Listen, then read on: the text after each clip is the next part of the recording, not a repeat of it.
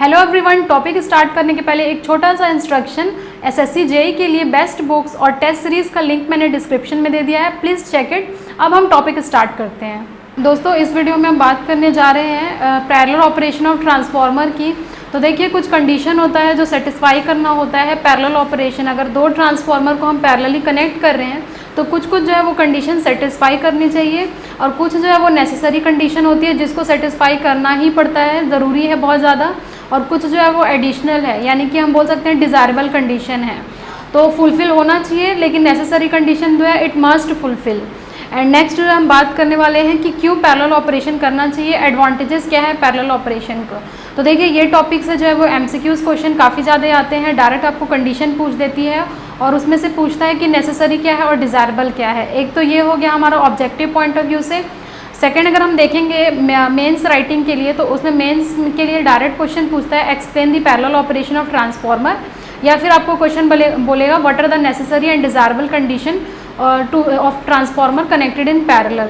तो इस टाइप का क्वेश्चन बनता है। तो आइए हम देखते हैं कि क्या क्या रिक्वायरमेंट्स होती है, एडवांटेज क्या है, हमें क्यों पैरेलल ऑपरेशन करने की रिक्वायरमेंट होती है। देखिए, आगे अगर हम ट्रांसफार्मर को पैरेलल कनेक्शन करेंगे तो उसमें क्या होता है कि देखिए, अगर आपको एडिशनल अगर लोड की रिक्वायरमेंट है, यानी कि और ज़्यादा हम लोगों को लोड कनेक्ट करना है, तो उसमें हम क्या कर सकते हैं, और ट्रांसफार्मर को पैरेलली कनेक्ट करते जाते हैं। तो उससे क्या होता है, हमारा जो पावर सिस्टम है वो एक्सपेंड हो जाता है। तो ये देखिए, मैंने लिखा enable us to expand the power system so that the additional load requirement is met. तो अगर आपको आता है कन्वेंशनल में लिखने के लिए मेंस में, तो आप इसको जो है देखिए मैंने पॉइंट्स लिख दिया है, आप इसको और अच्छे से एक्सप्लेन करिएगा जैसे मैंने यहाँ पर आपको बता रही हूँ। सेकंड क्या होता है, रिलायबल सप्लाई होता है। तो देखिए, कहीं भी क्या होता है, ऐसा होता है कि कई बार सप्लाई जो है वो इंटरप्ट हो जाता है। तो अगर आप पैरेलल ऑपरेशन परफॉर्म करेंगे ट्रांसफार्मर का, तो उससे आपका क्या होगा, एक कंटिन्यूटी मेंटेन रहेगी, रिलायबल सप्लाई आपको मिलने वाला है। Next, increase the overall efficiency. तो देखिए, अगर हम एडिशनल लोड रिक्वायरमेंट को मेट कर जाते हैं, रिलायबल सप्लाई होता है प्रॉपर अच्छे तरीके से, सब जो यूनिट्स है वो अच्छे से यूटिलाइज हो पा रहे हैं, तो इसमें क्या होता है, हमारा ओवरऑल एफिशिएंसी जो होता है पावर सिस्टम की वो इंक्रीज़ हो जाता है। नेक्स्ट, एडिशनल लोड एडिशनल मिट the additional demand of load. Again देखिए, यहाँ पर अगर आपको क्या करना है, लोड का रिक्वायरमेंट ज़्यादा है या कम हो गया है, तो उसमें आप क्या कर सकते हैं, एडिशनल लोड को कनेक्ट कर सकते हैं। ट्रांसफार्मर को पैरेलल में आप कनेक्ट कर दीजिए। कुछ जो है वो देखिए कंडीशंस होती है, उस कंडीशन को आप फुलफ़िल करिए, देन जो आप देखिए कि एडिशनल जो है पावर सिस्टम एक्सपेंड हो चुका है और एडिशनल लोड रिक्वायरमेंट भी मेट हो चुका है। फिफ्थ पॉइंट देखिए, reduce the cost of stand by unit. जो भी स्टैंड बाई यूनिट अलग से लगाया गया है उसका जो है वो उसका भी कॉस्ट कम हो जाता है जब हम पैरेलल कनेक्शन परफॉर्म करते हैं ट्रांसफार्मर का। तो ये जो है वो एडवांटेज हो गया। देखिए, क्यों परफॉर्म किया जाता है मैंने आपको एक्सप्लेन कर दिया है। नेक्स्ट जो है कुछ कंडीशन आती है जिससे हमारा एमसीक्यूज़ क्वेश्चन बनता है। तो कुछ जो है ट्रांसफार्मर का कंडीशन होता है कि पैरेलल कंडीशन आप ऐसे ही नहीं कनेक्ट कर दीजिएगा कि आपने किसी भी ट्रांसफार्मर को लिया और जोड़ दिया, पैरेलल कनेक्ट कर दिया, ऐसा नहीं होता है। ये होता है कि देखिए, ये हमारा बस बार है, यहाँ पर हमारा क्या है, सेकेंडरी तरफ आपका लोड कनेक्टेड है, दिस इज़ लोड, एंड यहाँ पर हमारा क्या है, ये हमारा सप्लाई है। तो देखिए, पहला ट्रांसफार्मर मैंने लिया है और मैं बस बार से कनेक्ट कर रही हूँ। तो देखिए, ये हो जाएगा हमारा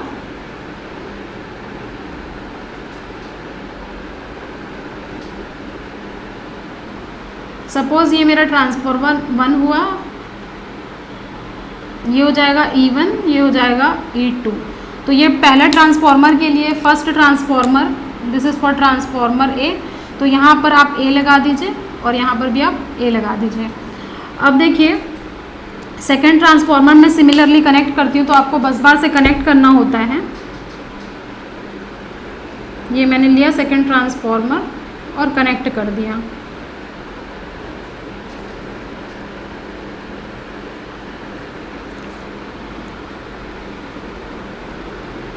इसे भी हम मार्क कर लेते हैं। तो ये देखिए, ये हो जाएगा हमारा E2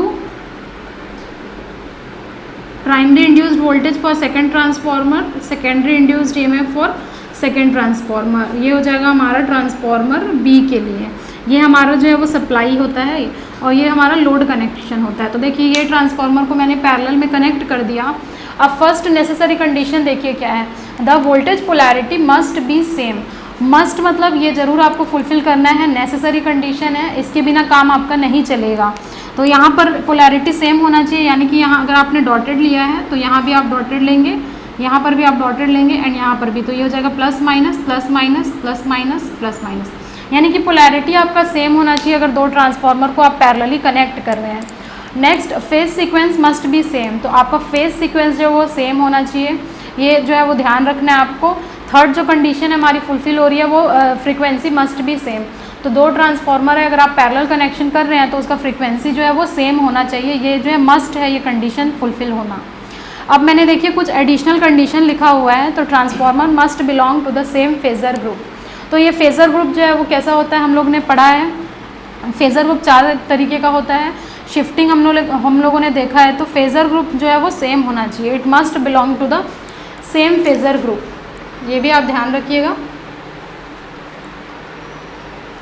और सेकंड जो है वो voltage rating must be same, voltage rating जो है वो सेम होना चाहिए प्राइमरी और सेकेंडरी का, तो वोल्टेज रेटिंग सेम होना चाहिए, ये भी जो है वो nearly to the necessary condition आता है, इसे भी फुलफिल करना चाहिए, लेकिन ये एडिशनल जो है वो कंडीशन में आ जाता है। तो आपसे एमसीक्यूज़ क्वेश्चन कैसे पूछने वाला है, आपको 3-4 कंडीशन दे देगा और बोलेगा कि नेसेसरी कंडीशन हमारी क्या होती है, तो आपको सेलेक्ट करना है कि नेसेसरी कंडीशन क्या होती है आपके। वोल्टेज रेटिंग पोलैरिटी सेम होना चाहिए, फ्रीक्वेंसी सेम होना चाहिए और फेज सीक्वेंस सेम होना चाहिए। एडिशनल क्या होना चाहिए, that must belong to the same phasor group and voltage polarity must be same. तो ये देखिए ये सब हमारा जो है नेसेसरी कंडीशन हो गया। अब कुछ डिज़ायरेबल कंडीशन होता है, वहाँ उसे भी आप समझिएगा। डिज़ायरेबल कंडीशन है उसको भी जो है फुलफिल करना होता है। तो पहला जो है डिज़ायरेबल कंडीशन जो है वो नोट करिएगा। First, voltage ratio should be same, तो यहाँ मैं थर्ड बात कर लेती हूँ डिज़ायरेबल कंडीशन की, इससे भी ये भी बहुत इंपॉर्टेंट है, क्वेश्चंस काफ़ी ज़्यादा आते हैं इससे। तो पहला डिज़ायरेबल कंडीशन हमारी ये होती है कि वोल्टेज रेशियो सेम होना चाहिए, voltage ratio must B, voltage ratio should be same. Must मतलब ज़रूर फिल करना चाहिए और शुड मतलब डिज़ायरेबल में आ जाता है। सेकंड कंडीशन क्या होती है, देखिए जो भी हमारा लोड शेयर होगा,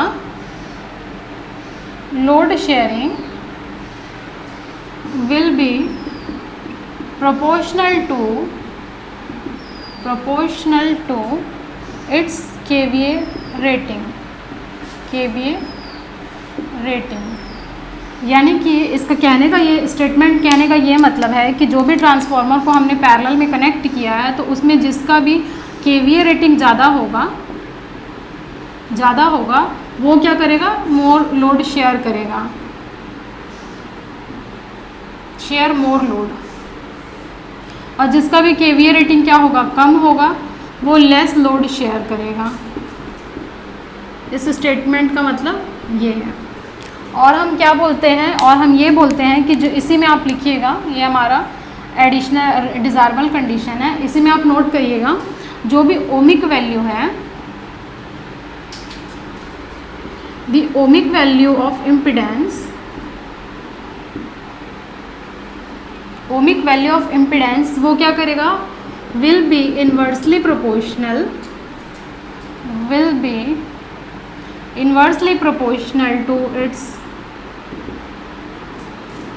टू इट्स KVA रेटिंग। यानी कि अगर ट्रांसफार्मर फर्स्ट ले रहे हैं हम तो उसके लिए हमारा ZA हो जाएगा जिसमें ओम्स में रहेगा, वो प्रोपोर्शनल हो जाएगा हमारा S, जो कि S को हम बोलते हैं KVA ऑफ फर्स्ट ट्रांसफार्मर। ये हो गई हमारी कंडीशन। सेकंड ट्रांसफार्मर के लिए हम देखेंगे तो देखिए first ZB ohms will be inversely proportional to S KVA of B। तो ये जो है वो हमारा ओमिक वैल्यू को ध्यान रखिएगा, inversely proportional to their KVA rating. इसी को और हम देखते हैं कि देखिए डिज़ायरेबल कंडीशन में ही है, क्वेश्चन आता है आपको स्टेटमेंट के तौर पे दे देगा, ये बोलेगा the ohmic value of impedance would be, तो आपको ध्यान रखना है would be inversely proportional to its rating, KVA rating के इन्वर्सली प्रोपोर्शनल होगा ये। नेक्स्ट हमारा होता है पर यूनिट का कंसेप्ट आता है। तो जब भी पर यूनिट का कंसेप्ट आया तो हमें पता है पर यूनिट वैल्यू हमेशा सेम होती है, कभी भी वो चेंज नहीं होती है। तो आपको ध्यान रखना है, स्टेटमेंट आपका ये होना चाहिए, per unit impedance on their respective KVA rating would be same, यानी कि हमारा जो Z पर यूनिट है A का वो हो जाएगा Z पर यूनिट हो जाएगा B ट्रांसफॉर्मर का। तो ये आपको ध्यान रखना है कि हमेशा पर यूनिट वैल्यू कांस्टेंट होती है, वो कभी भी चेंज नहीं होती है। Their per unit value would be constant. और इसको आप ट्रिपल स्टार मार्क कर लीजिए, बहुत इंपॉर्टेंट जो है वो हमारा टॉपिक है, जो है ये पॉइंट है। इससे डायरेक्ट आपको क्वेश्चन पूछता है, एमसीक्यूज क्वेश्चन देखने को मिलेगा। नेक्स्ट जो थर्ड कंडीशन होती है हमारा, जो डिज़ायरेबल कंडीशन में आती है, वो ये होती है कि हमारा जो भी x/r रेशियो है वो क्या होना चाहिए, सेम होना चाहिए। x/r ratio should be same. मतलब ये हो जाता है x, अगर मैं फॉर ट्रांसफॉर्मर A लूँ तो देखिए ट्रांसफॉर्मर A के लिए हमारा x से अपॉन RA हो जाएगा। x/r ratio must be equal to x/b of RB। ये कंडीशन जो है वो फुलफिल होना चाहिए, डिज़ायरेबल कंडीशन है। अब देखिए इम्पीडेंस ट्रायंगल मैं ड्रॉ कर देती हूँ। तो यहाँ पर हमारा ट्रांसफॉर्मर A के लिए अगर मैं इम्पीडेंस ड्रॉ करूँ तो ये हो जाएगा हमारा phi A, this is XA, this is RA and this is ZA। ऐसे ही होता है इम्पीडेंस ट्रायंगल। ये हमारा R होता है, X होता है, Z होता है। यही चीज़ मैंने ड्रॉ किया है। सेकेंड ट्रांसफॉर्मर के लिए भी मैं ड्रॉ कर लेती हूँ। तो ये हो जाएगा हमारा XB RB, sorry this is phi B RB XB, और ये हो जाएगा हमारा ZB। अब देखिए ये कंडीशन फुलफिल हो रहा है, होना चाहिए। अगर फुलफिल ना हो तब क्या होता है, तो आप देखते हैं कि if x/RA is greater than XB/RB, अगर मान लीजिए ऐसा कुछ हुआ, ये ज़्यादा हो गया ये कम हो गया, दोनों इक्वल नहीं रहे, तब क्या होगा। तब देखिए क्या होगा, हमारा यहाँ से tan phi की वैल्यू आप निकालिए। phi A is equal to क्या हो जाएगा, tan इनवर्स XA/RA हो जाएगा। ओके, tan phi B क्या हो जाएगा, यहाँ पर हमारा जाएगा XB अपॉन RB हो जाएगा। तो देखिए यहाँ से मैंने एंगल निकाल लिया है, और ये जो एंगल है जब आप कॉस लेंगे तब आप देखें क्या हो जाएगा, हमारा पावर फैक्टर का कंसेप्ट आएगा। तो यहाँ पर हमारा पावर का फैक्टर का कंसेप्ट आने वाला है। जब अगर दोनों इक्वल रहेंगे यानी सेम पावर फैक्टर पे काम करेंगे, लेकिन जब जो है वो अनइक्वल हो जाएंगे तो यहाँ हम बोलेंगे कि पावर फैक्टर जो है वो चेंज हो जाएगा। Operates at transformer operates at different power factor, जिसका कुछ डिसएडवांटेज होता है। ये तो ये हो गया हमारा x/r रेशियो हमेशा जो है वो कांस्टेंट होना चाहिए। अगर कांस्टेंट नहीं रहा तो क्या हो जाएगा, हमारा पावर फैक्टर जो है वो डिफरेंट पावर फैक्टर पे ऑपरेट होने लगेगा। तो ये सब कुछ कंडीशन है जो कि पैरेलल ऑपरेशन ऑफ ट्रांसफार्मर को फुलफिल करनी ही चाहिए। अगर आप दो ट्रांसफार्मर को पैरेलल में कनेक्शन कर रहे हैं तो आपको कुछ नेसेसरी कंडीशन और डिज़ायरेबल कंडीशन का जो है वो ध्यान रखना पड़ेगा। प्लस इससे एमसीक्यूज क्वेश्चन बहुत ज़्यादा आते हैं, उसे भी हम देखेंगे नेक्स्ट क्लास में। आइए फ्रेंड्स, हम यहाँ देखते हैं पैरेलल ऑपरेशन का कुछ एमसीक्यूज क्वेश्चन देख लेते हैं जो कि प्रीवियस ईयर में आया हुआ क्वेश्चन है। तो कुछ कंडीशन मैंने आपसे डिस्कस कर लिया था, नेसेसरी और डिज़ायरेबल कंडीशन। उसी के बेस पे हम कुछ क्वेश्चंस देखते हैं। आइए देखते हैं, आपको थोड़ा सा रिकॉल करना पड़ेगा कंडीशन के बारे में।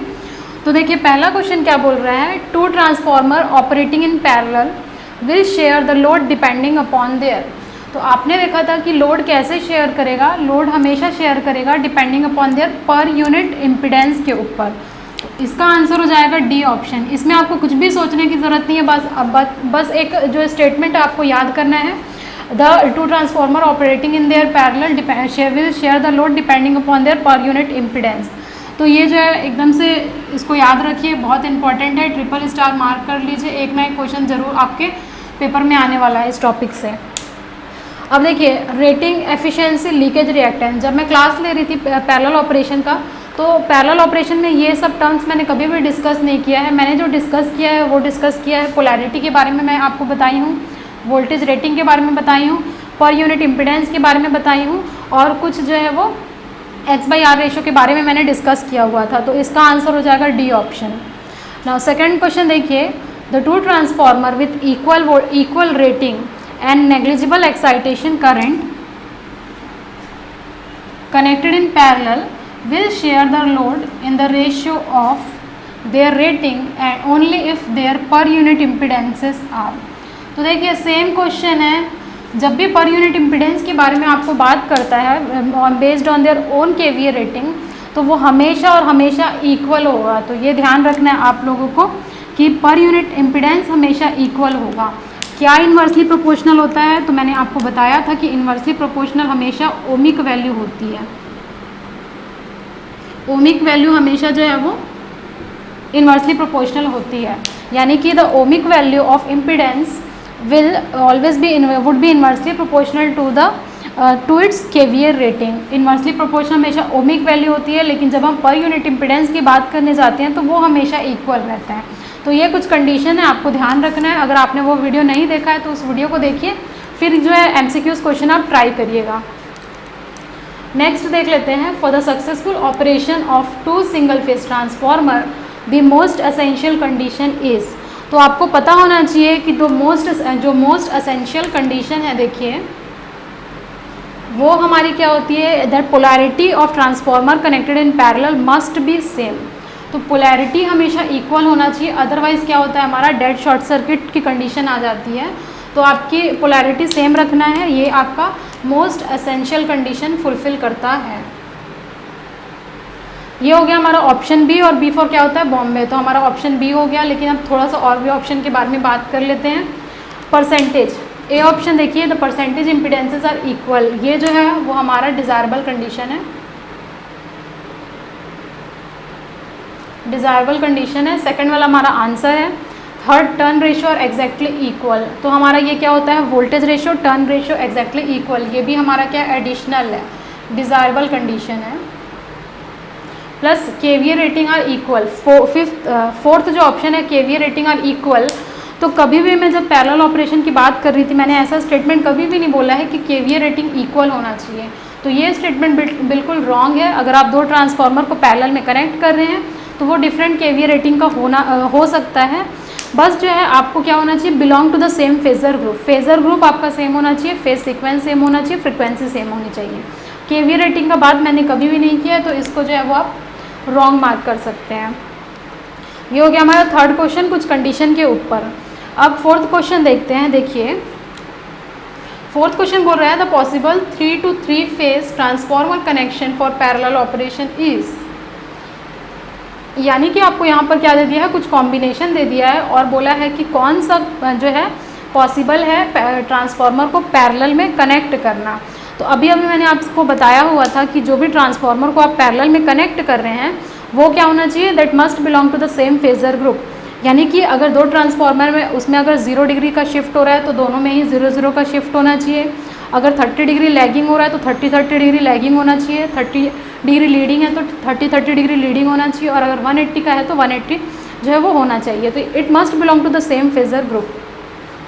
तो पहला आप देखिए, पहला क्या है आपका ऑप्शन, ये डेल्टा स्टार है, डेल्टा स्टार है। तो इसका आंसर ये हो जाएगा ए ऑप्शन, क्योंकि इसमें जो है हमारा, इसमें जो आपका फेज़ डिफरेंस है, फेज़ जो डिफरेंस आता है वो 30 डिग्री का फेज़ डिफरेंस आता है। तो ये पॉसिबल कनेक्शन है।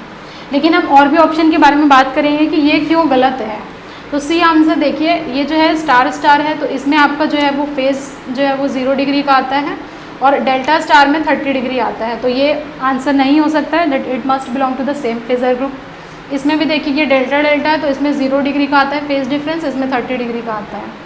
तो ये देखिए ये भी जो है आपका पैरेलली जो है कनेक्ट नहीं किया जा सकता। फोर्थ जो ऑप्शन है देखिए, ये डेल्टा स्टार है, स्टार डेल्टा दोनों ही अलग है, अलग टाइप के हैं। इस ऑप्शन और इस ऑप्शन को देखिए मैच करिए, ये डेल्टा स्टार है, डेल्टा स्टार है, तो it must belong to the same phasor group. लेकिन यहाँ पर क्या है, डेल्टा स्टार है, स्टार डेल्टा, तो ये भी आंसर नहीं हो सकता है। तो हमारी कंडीशन हमने डिस्कस कर लिया कि that it must belong to the same phasor group. ये एडिशनल है अपना, केवीए रेटिंग कभी भी इक्वल नहीं होता है, पर यूनिट इम्पिडेंस हमेशा इक्वल होता है, और मोस्ट एसेंशियल कंडीशन होती है the polarity must be same, polarity हमेशा सेम होना चाहिए, और x/r रेशियो भी हमारा सेम होना चाहिए, ये डिज़ायरेबल कंडीशन है। तो देखिए हमने डिस्कस किया पैरेलल ऑपरेशन के बारे में, जो है आप अच्छे से नेसेसरी कंडीशन और डिज़ायरेबल कंडीशन को अच्छे तरीके से याद रख लीजिए। मेंस पॉइंट ऑफ व्यू से भी बहुत इंपॉर्टेंट है, अगर थ्योरी क्वेश्चन पूछना चाहेगा तो ये एक टॉपिक बन जाता है आपके मेंस के लिए भी।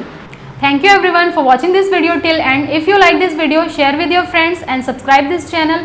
Don't forget to press the bell icon button to get further updates. और अगर आप हमारे टेलीग्राम चैनल से जुड़ना चाहते हैं तो उसका भी लिंक मैंने डिस्क्रिप्शन और फर्स्ट कमेंट में दे दिया है, please check it. SSC JEE के लिए बेस्ट बुक्स और टेस्ट सीरीज़ का भी लिंक मैंने डिस्क्रिप्शन में दे दिया है। Thank you very much, see you soon in the next video.